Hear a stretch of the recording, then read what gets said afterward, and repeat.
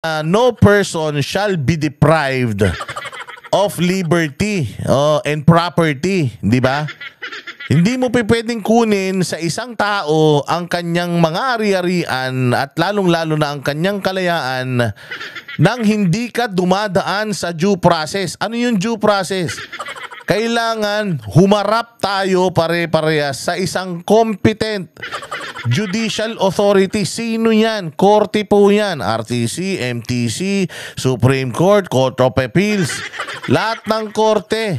Never pong naging korte kailanman ang DOJ. Punyemas yan. O eto, katulad ng nangyari dito kay Arnie Tevez.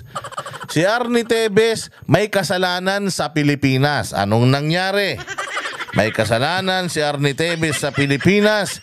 Nakipagkutsabahan itong si Remulla na may syota yata sa Interpol para hulihin si Arnie Tevez ng Interpol. Anong nangyari? Hinuli nga siya ng Interpol sa tulong ng Timor-Leste Police. Anong ginawa ng Timor-Leste Police? Dinala ba sa atin? Anong ginawa ng Interpol? Dinala ba sa atin? Hindi. Ang ginawa kay Tevez, itinurn over sa presinto. Saan? Sa presinto sa Timor-Leste. Tapos, lahat ng legal na paraan ginamit ni Tevez. Ano yun? Di ba? Kaya nagpunta doon sila Topacio. Meron silang mga motion dancers. Kaliwat ka ng motion. O anong nangyari? Usapan, extradition. Sige, extradition. O binigyan ng instruction ng Pilipinas paano mag-process ng extradition. Hindi sinunod ng mga tanga. Hindi na extradite si Congressman Arnie Tevez. Napakawalan si Congressman Arnie Tevez sa kulungan at siya ay hinaus arrest. Ngayon, habang siya ay naka-house arrest, tuloy-tuloy pa rin yung kaso, yung motion para i-extradite siya dito. Ilang taon na? Ilang taon nang nakalipas simula niyan? If I'm not mistaken, that's more than a year already. Hindi ba na pinagtatalunan niyang yabang-yabang ni Clavano, ang yabang-yabang ni Boying, putang ina niyan. Anong nangyari? Napadala nyo ba dito? Hindi. Bakit? Because hindi kayo sumunod sa protocol. Sinabi sa inyo, when you were filing extradition, padaanin sa proper diplomatic channels. Ano yung diplomatic channels? Doon sa embassy. Anong gagawin doon? Sa consul, anong gagawin doon? Kailangan gumawa kayo ng letter in Portuguese. Pucha, hindi nyo ginawa. In-email nyo lang. English pa. So hindi kayo sumunod sa protocol. Ano nangyari kay Tevez? Hindi na pauwi dito. Again may krimen si Tevez dito. Di umano. Dahil pag-usap tayo sa Interpol, yung Interpol nahuli si Tevez doon. Pero kahit hindi citizen si Tevez ng Timor-Leste, anong nangyari? Binigyan siya ng due process. Ano yun? Ang due process na ibinigay sa kanya, gamitin mo lahat ng kapangyarihan mo. Kasi nga kukunin at kinuha sa'yo yung kalayaan mo. So gumawa ka ng paraan, gamitin mo lahat ng kapangyarihan mo para ikaw ay maging malaya. So ginawa niya yun. Anong nangyari ngayon? After what? 1-2 years? Anong nangyari? Hindi nanalo ang Pilipinas sa extradition and Arnie Tevez will stay in Timor-Leste even if he's not a Timor-Lesten. So mas pinagtibay pa ngayon nun yung request ni Arnie Tevez na ng asylum, political asylum dyan sa Timor-Leste. Tangina dahil sa kabubuhan. Ngayon, alam naman nila na yun ang proseso. Buti sana walang precedence, di ba? Meron yung kay Arnie Tevez Alam naman nila na ganun yung proseso, na technical sila doon. Alam naman nila na ganun. Bakit dito sa Pilipinas, Filipino citizen, pumayag sila ipatapon sa ibang bansa? Bakit? Hindi ba? Anong ibig sabihin nun? Di itinraidor nyo yung bayan nyo.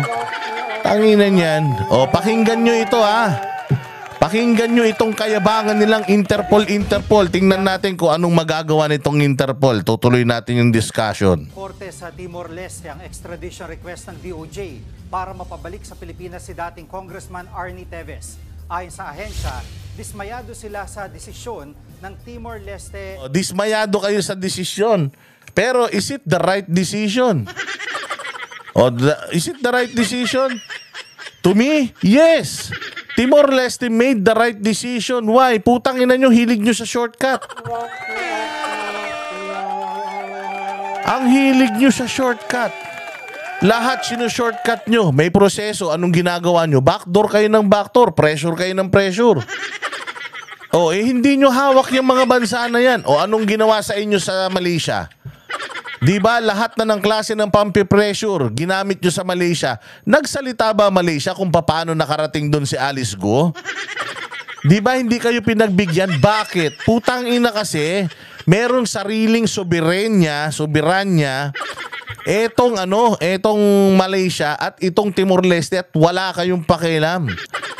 Anong nangyari sa request nyo kay Alice Go? Di ba dismayado kayo? Paano siya nakapunta ron? Kailangan malaman natin kung anong channel lang dinaanan niya. Channel 5, 2, 7, di ba? Hindi kayo pinapansin. Bakit? Kasi wala kayong kapangyarihan, wala kayong jurisdiction sa kanila. Sino ba kayo para tanungin ko? Kung halimbawa, meron akong fugitive dyan sa lugar ninyo.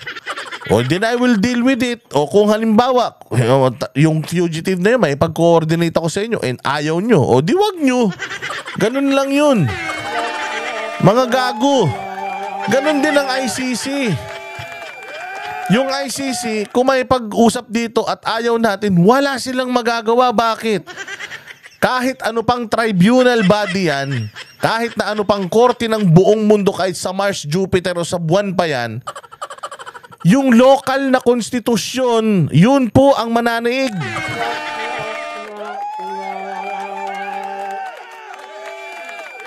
Kung ano yung konstitusyon nitong bansa na to na involve, yun ang mananaig, yun ang superior. Kahit na sinong korte pa yan, sa ang planeta, galaxy pa yan. Yung susundin mo pa rin, yung konstitusyon ng lupa mo. Anong nangyari dito kay Arnie Teves? Anong nasunod? Konstitusyon natin? Maraming pinatay dito yan, sabi nyo. Ba't hindi sinuko ng Timor-Leste dito yan? Ba't hindi nyo nakumbinse yung Timor-Leste na isuko sa atin yan? Bakit? Kasi nga, mas powerful sa Timor-Leste, mas powerful yung batas nila sa Timor-Leste kesa sa mga namatay dito sa Pilipinas. Di umano. Tangina, yan ang hindi mo naiintindihan, boying. Tumanda ka ng ganyan, nangayayat ka na, kakainin ka na lang ng lupa. Putang ina, pinagtatawanan ka ni Arnie Teves. Tapos ngayon, process kayo doon. Hindi kayo nahiya. Putang ina, dito mas maunlad tayo na bansa. Wala tayong due process. Sarili pa nating kababayan ang ibinigay natin mo. Pinakamasaklap, presidente para Pilipinas. Anong klaseng utak yan? Court of Appeals, 2 beses